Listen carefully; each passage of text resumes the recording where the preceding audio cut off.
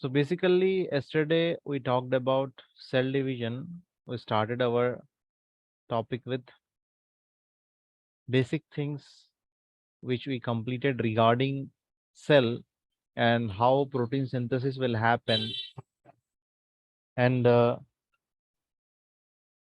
we talked about cell division. In that cell division, we talked about mitosis. Okay. And as well as we talked about a genetic disease called sickle cell anemia. Okay. So today we will discuss about meiosis and abnormal cellular functioning, cancer, okay, and at last summary. Okay, so let's start the class. Basically, mitosis and meiosis are different two types in which cell division occurs. Okay, in which cell division occurs. So yesterday we talked about mitosis. Mitosis have the cell division which have five phases with the prophase, metaphase, anaphase, telophase, and last interphase. So for cell division, the cell must go under these five steps to reach or to give one cell. Okay. So today we will talk about meiosis. What is meant by meiosis and how the meiosis occurs? Basically, it is not occurring in the body. It is outside the body, combination of other two humans, okay, combination of male and female, gathering of male and female, and production of one more product. So in that we will have cell division. Okay, meiosis is a complex process of cell division that result in the formation of gametes, which are egg and sperm. So basically, from egg is from uh, female and sperm cells from male. So combination of egg cells and sperm cell leads to cell division. Okay. One cell with the diploid number of chromosomes divides twice to form four cells, each with the haploid number half the usual number of chromosomes. In women, meiosis takes place in the ovaries and is called oogenesis. Basically, in these cells, we have only single pair of chromosomes. We have 46 chromosomes, but in this 23, 23 for male and 23 for female. So both will combine and will give 46 chromosomes. Okay. So the for meiosis, the process by which the egg is come out in the uterus, those process is called oogenesis. Okay. In men, meiosis take place in the testes and is called spermatogenesis. So how the sperm cells are formed? From testes. Okay. So those testes will produce sperm and this process is called spermatogenesis. In the ladies, we will call oogenesis. The difference between oogenesis and spermatogenesis we discuss in chapter 20. So we will talk in reproductive system, okay, in detail.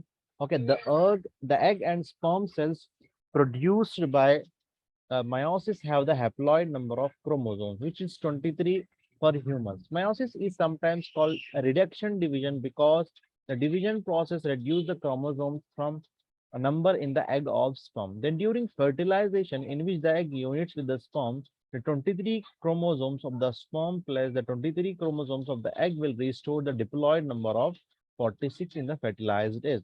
Thus, the proper chromosome some number is maintained in the cells of the new individual. So basically, what happening that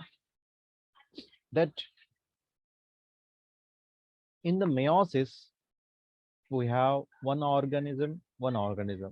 This is female and male.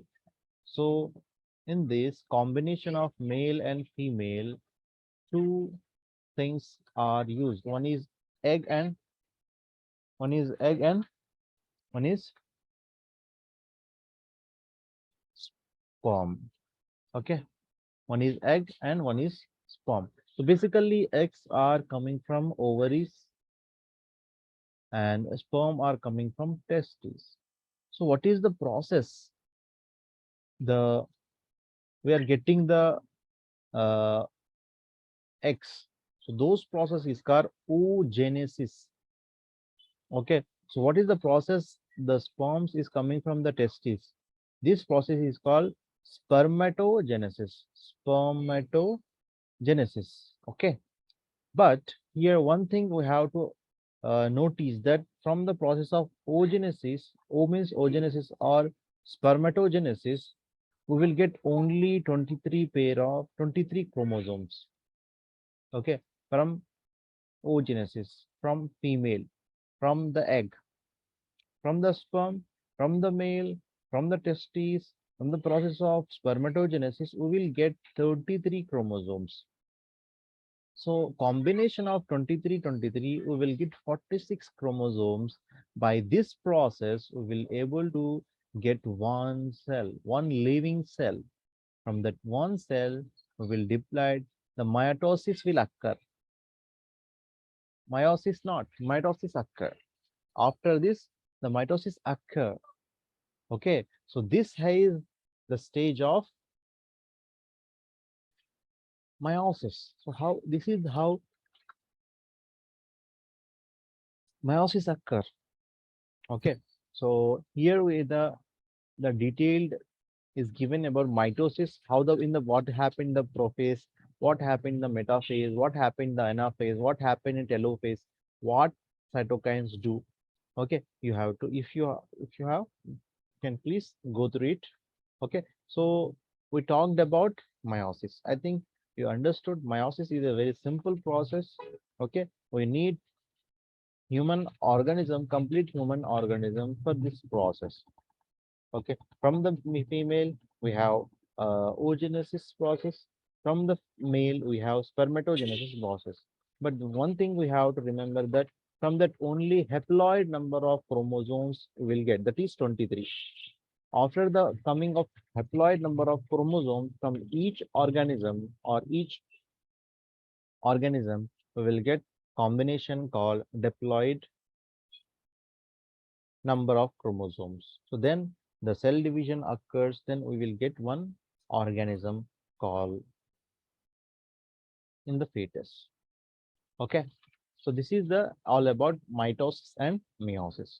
Next we will talk about aging and cell. How the cell or how the cell will go under age. Multicellular organism, whatever we have multicellular organism that people age and eventually die. So eventually people will get bigger age, higher age, and when they enter into old, okay, then they will die. So why is happening? Because our cells doesn't have or don't have infinite lifespan. It have some lifespan, and as well as mitosis are limited. Okay, certain number of division. In every region is a sort of tick-tock of a biological clock. We do not yet know exactly what this cellular biological clock. There is evidence that the ends of chromosomes called relomers may be a speck of it. With each cell division, part of the telomeres is lost, rather like a piece of rope fraying at both ends, and eventually the telomeres are gone. With the next division, the ends of the chromosomes, actually genes being to be lost. This may be one signal that a cell's lifespan has come to an end. There are probably many different kinds of signals. Cellular aging also involves the inevitable deterioration of membrane and cell organelles. Just as a part of the car break down in time, so too will cells. Unlike a car or machine, however, cells can often repair themselves, but they do not have limits. As cells age, structural proteins break down and are not replaced, or necessary enzymes are not synthesized. Proteins called chaperones, which are responsible for the proper folding of many other proteins and the repair of disposable of damaged proteins, no longer function as well as cell age. Without Chapter 1's damaged proteins accumulate within cells and disrupt normal cellular process. Clinical mastification of impaired chaperones. So this is how the cell aging is happening. Basically, our cells have doesn't have infinity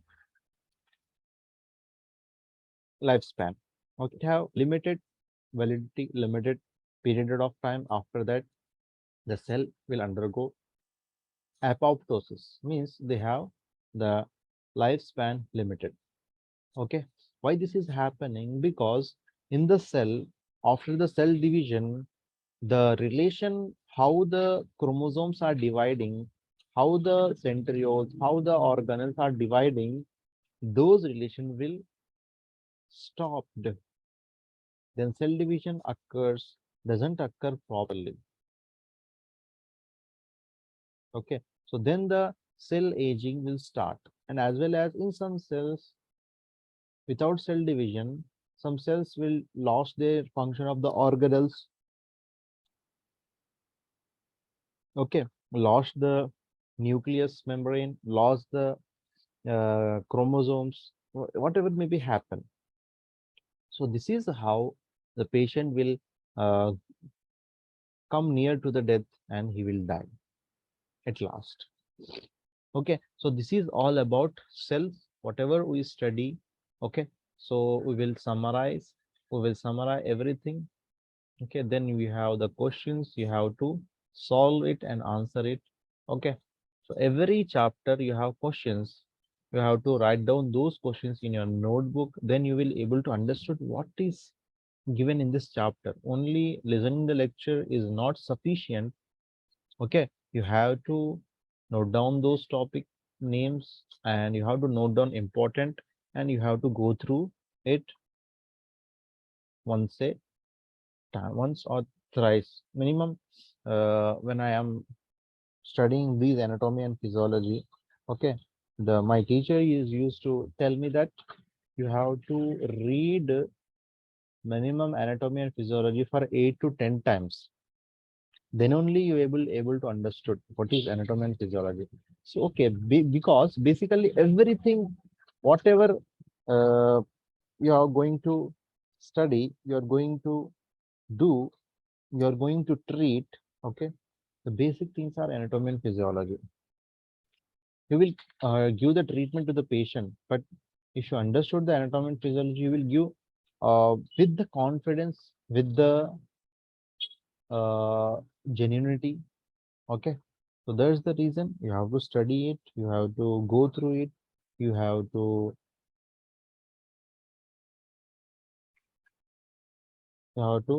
plan according to that. Okay, so let's summary or outline whatever may be that. Human cells are okay, vary in shape. We know that they have different size, shape, and functions. Okay, and they have structure, they have the function. Okay, cell structure. What are the main things involved in the cell structure? Mainly cell membrane. Okay, cell membrane is double or phospholipid. Okay, mainly lipid soluble material. Okay, and have cholesterol in between, phosphate. So which gives stability, which give able to move the cell membrane. Okay, and they have protein channels. Every channels are there. We studied. Okay, and in cell we have nucleus. Nucleus have chromosomes. Nucleus have DNA. Nucleus has gene, and we have 46 chromosomes.